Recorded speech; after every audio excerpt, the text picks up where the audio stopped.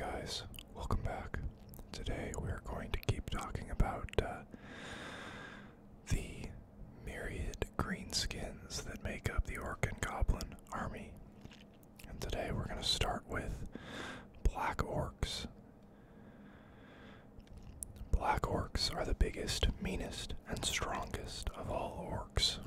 They get their name from their dark green or black skin, although the title is just as much derived from their dour demeanor. Black Orcs are grim and singularly focused on war, an occupation they take extremely seriously. It can truly be said that Black Orcs live to fight. In this regard, all Black Orcs treat other greenskins, even the more battle-worthy types, such as boar boys, as little more than frivolous amateurs. This is largely because lesser orcs, even the hulking biggins of the Orc Tribes, are likely to squabble amongst themselves instead of concentrating on the foe. This lack of discipline is a shortcoming that Black Orcs neither forget nor forgive. The Black Orcs' opinion of goblinoids is even worse, seeing them as beneath contempt and not fit to carry spare equipment, much less fight. Black Orcs pride themselves on being the best fighters, and as such they claim the lion's share of any loot after a battle. Being militaristic and Spartan, Black Orcs seek only food and gear of war, leaving weedier greenskins to debase themselves, fighting for shiny trinkets and any remaining scraps of meat. Black Orc regiments use their time between battles to sharpen weapons, replace broken equipment, or bang out dented armor. In addition to clanking heavy armor and iron-shod boots, Black Orcs carry a profusion of weapons with them, often bearing multiple choppas of various sizes. They are meticulously, for orcs anyway, cleaned when the fighting is over. Such rigorous work is the object of much derision by other greenskins, but only if they can do so without the Black Orcs noticing. Most greenskins don't understand such killjoy behavior, preferring instead to whoop and revel in jubilant victory celebrations. Orcs and goblins, overexcited by their battles, will engage in frivolous activities, like skull-stacking contests, and generally seek out every opportunity to engage in punch-ups amongst themselves. All of which, naturally, just further disgusts the Black Orcs, and confirms their belief that they are the best.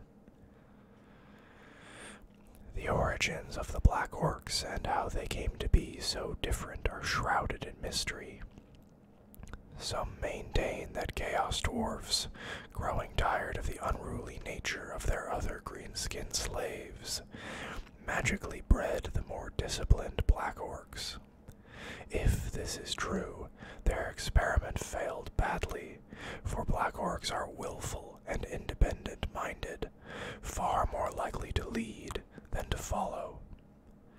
As the tales go, the Black Orcs led a rebellion against their taskmasters and escaped the shackles of slavery, heading for the mountains and freedom.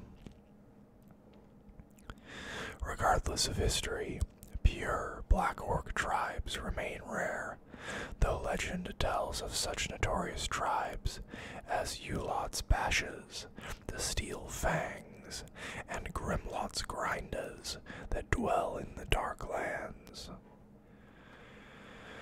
Smaller bands of Black Orcs can be found in the Badlands, and individual mobs have worked their way into all kinds of greenskin tribes across the lands. Many Orc and even Goblin war bosses find that Black Orc mobs will serve, but only as purpose suits them. Black Orcs can always be found in the thick of the fighting, and regularly do more than their share of killing. However, the price is often high. Such elite regiments are even more likely to depart than other greenskins if the fighting slows down. Worse yet, if the pickings are rich, the Black Orcs will stay, but will work towards supplanting the tribe's current leaders. As they are the biggest and toughest fighters, it usually isn't long before the Black Orcs are no longer following orders, but rather beginning to issue their own.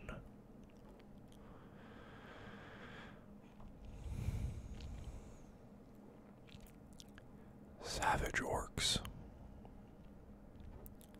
Long ages ago, all orcs were savages with no means of manufacturing metal weapons, armor, or war machines. These primitive brutes lived a nomadic existence, using rudimentary weapons to stalk their prey.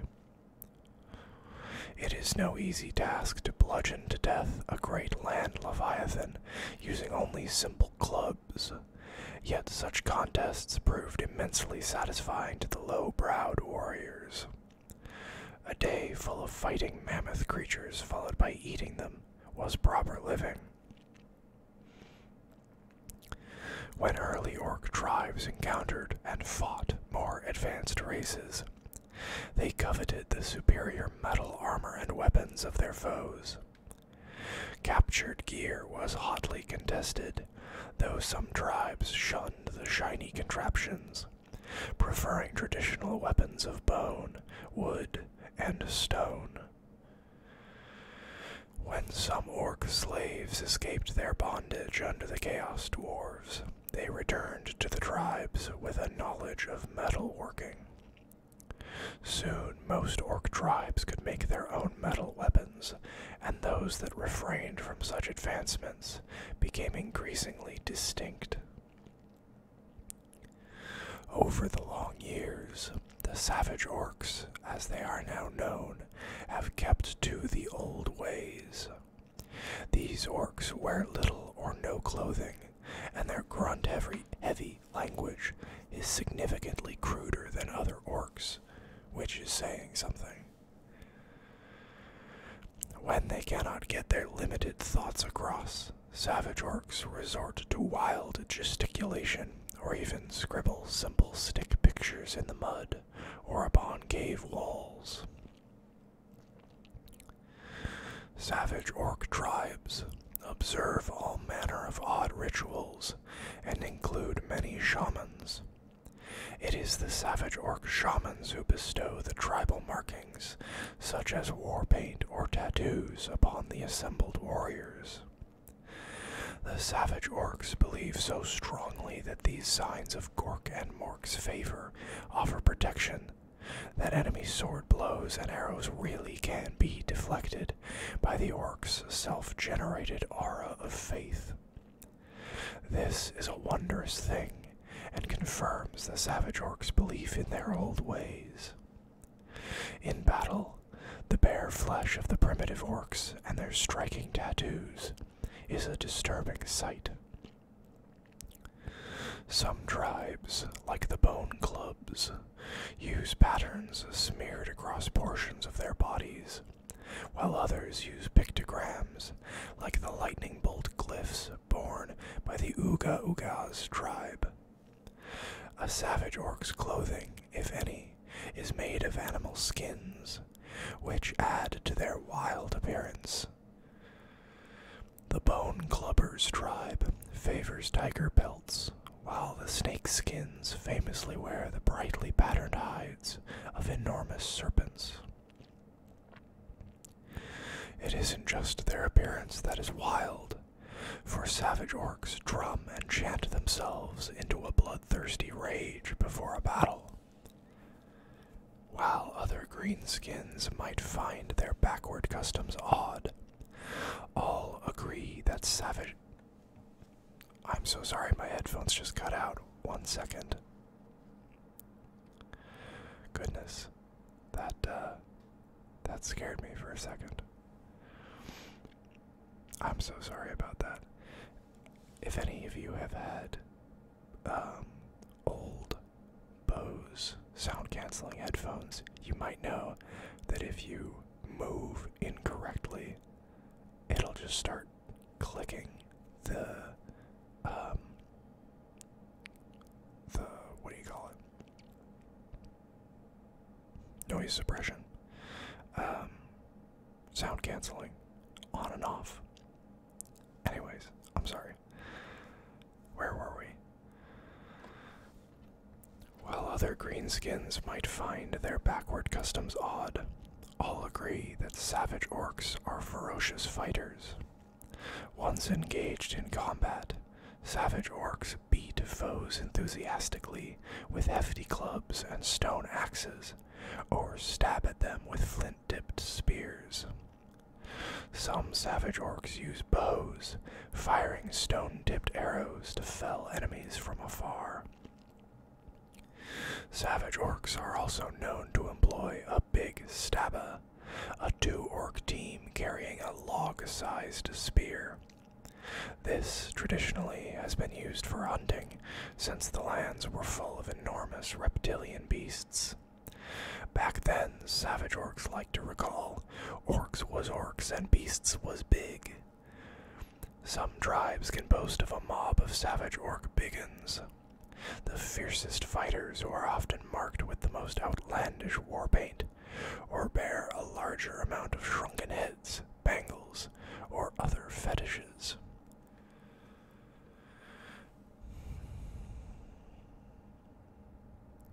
Savage Orc Boar Boys. Boars and savage orcs get on well, as they share an identical worldview and remarkably similar personal hygiene habits. Savage Orc Boar Boys are formidable troops that combine the fury of a savage orc with the thumping momentum and huge tusks of a boar. This makes for an especially hard-hitting charge that has been known to break through tough opposition or collapse enemy lines altogether. Although savage orc boar boys bear no armor, save an occasional hide-bound shield, they are remarkably hard to bring down. These nearly bare brutes can ride through clouds of arrows and emerge unscathed, although perhaps much angrier. Even in close combat, savage orc boar boys can withstand all but the most determined of blows. This is due to the sturdy hides of the orcs, the thick-muscled protective mounds of their smelly boar mounts, and their own mystical war paint. While tough as old boots, savage orc boar boys are better known for the prodigious damage they cause when they charge. They crash into enemy units with an unparalleled ferocity. Boar tusks, crude axes, or flint-tipped spears all jab, thrust, and stab in a frenetic assault. In their recklessness, some savage orcs even fight with a weapon in each hand, using their legs alone to clutch onto their mounts. These savage orcs are a whirling maelstrom of destruction, hacking and flailing with abandon. Savage orc biggins on war boars are more fearsome still. Savage orcs rarely keep their war boars in a pen, preferring instead to capture their mounts when needed. Before a battle, a savage orc will stalk and ambush a boar, headbutting the beast into submission. Once captured, many savage orcs adorn their malodorous mounts with good luck charms, use dyes to mark out tribal symbols on the boar's fur, or push bones through the creature's lips, ears, and nose. All of this makes the already enraged swine even angrier. When not sought for battle, war boars are left free to forage. For this reason, savage orc camps are surrounded by free-ranging boars, who hang around due to the piles of food they can snuffle out. This is the way Gork and Mork intended, for those meant to ride to battle will always find and best a boar.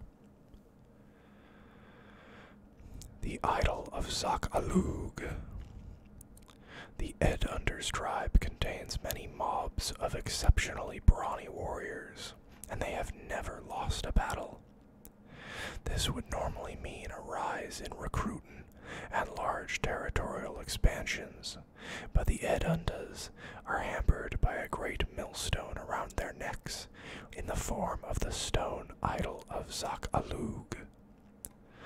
Long ago, when the tribe still resided in the Southlands, they had pitched their crude skin huts over the stone ruins of an ancient temple of the lizard creatures. Wazwumba, their shaman, had just begun to use mighty green magics to reshape a vast block into a more pleasing shape when eldritch bolts arced from the stone and struck him. In his death throes, Wazwumpa spoke, saying, "The tribe must take this idol to the Badlands." Then the old shaman twitched and shuddered, gasping with his last breath, "Zak-Alug." At least, that's what they thought he said. There was an awful lot of twitching.